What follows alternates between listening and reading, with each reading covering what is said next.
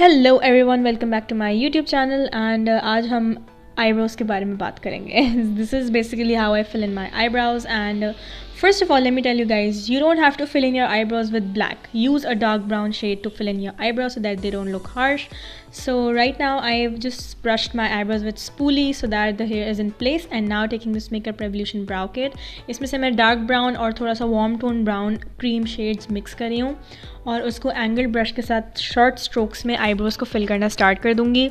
सबसे पहले मैं नीचे से स्टार्ट कर रही हूँ, तो नीचे की जो लाइन होती है आईब्रोज़ की उसको आउटलाइन करेंगे पहले आराम आराम से, वेरी शॉर्ट स्ट्रोक्स. उसके बाद ऊपर वाली लाइन को आउटलाइन करेंगे with very short strokes so that nothing is harsh. Then I am gonna be filling in the tail of the eyebrow. Tail को मैं थोड़ा हेविली फिल करती हूँ और फ्रंट से मैं उसको हल्का हल्का फिल करती हूँ so that the product spreads out evenly.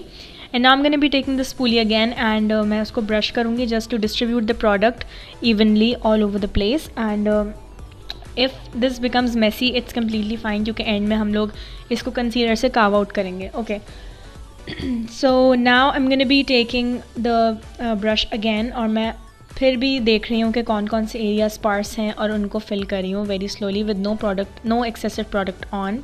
And now I'm going to be using these two powder shades to set the cream base.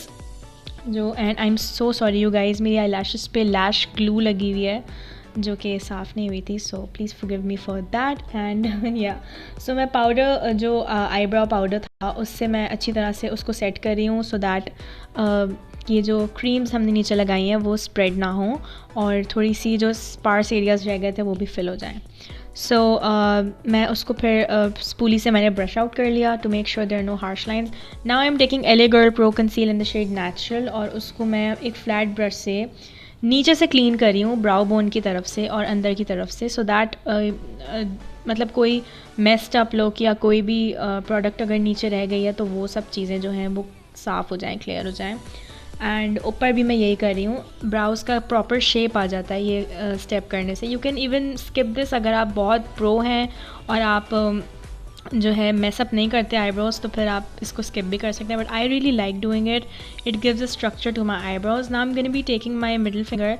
You can use any finger you like for this, but इसको अच्छी तरह से मैं blend कर रही हूँ अपने क्या कहते हैं फिंगर से सो दैट यू नो ये ब्लेंड हो जाए. किसी ब्रश से ब्लेंड करने में मेसी हो जाता है. फिंगर्स जो होती हैं वो रिंग फिंगर या छोटी फिंगर जो भी आप यूज़ करें जो आपकी आई के एरिया से मैच करती है जो स्पेस से, उससे आप उसको ब्लेंड कर सकते हैं आराम से.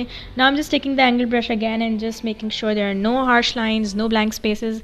This was it you guys. I hope you guys enjoyed it. Subscribe to my channel, share my videos, give a thumbs up if you like it. Take care of yourself guys. Bye.